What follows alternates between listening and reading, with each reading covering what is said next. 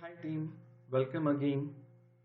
So today we are going to focus on the course content in details. So the first topic, that is about the course.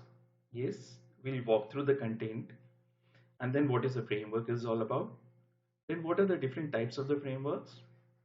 And we are going to focus on the latest Selenium JAS APIs, right? 4.x. Then we are going to take a hit with the project work. So that is an end-to-end project we have to develop. We have to start with the scratch, and I'm going to write it down the notes for you.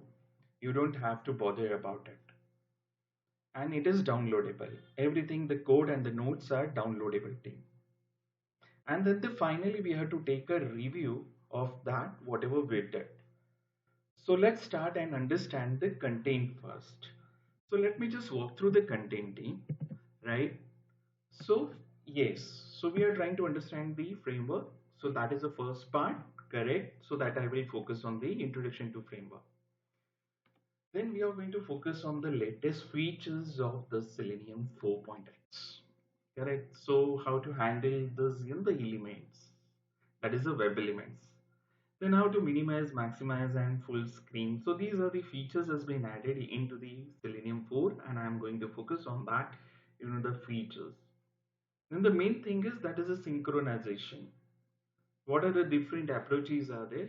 How we can get into this, right? Like implicit way, then the explicit way, fluent way. So that is what we are going to try to understand this. Then there, everybody knows about the locator. So we have to understand what is relative locators, right? If that the particular element doesn't have any ID, then how could you identify that particular element, right? So we are going to focus on this, the relative locators and all.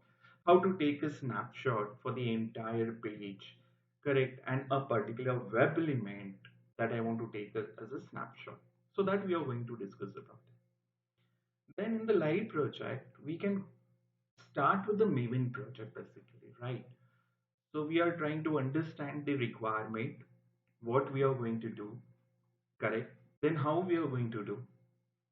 Okay, so we have to understand what exactly the Maven is all about.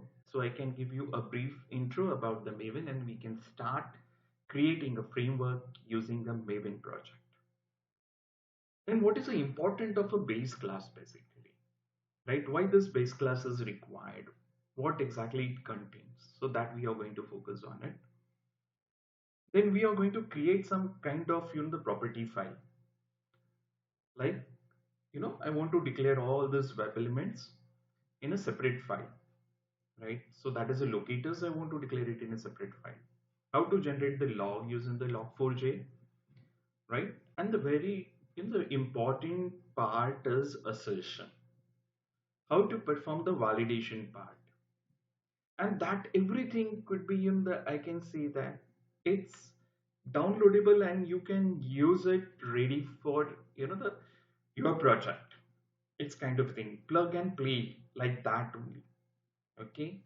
Then we are going to focus on the HTML project, the reports using report.ng as well as extend reports. So the latest version, that is a 5.x, that we are going to use it for this extend report.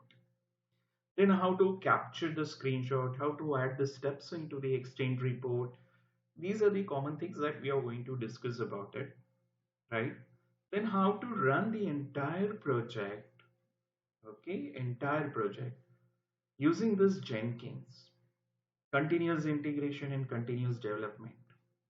So that is what we are going to focus on it. So I'm going to tell you about this, the Jenkins part also, right? And then once we done with the Jenkins part, then we have to take a quick review of this, the entire course. And this all notes are downloadable. Okay. So thank you very much and see you in the next session. Bye bye.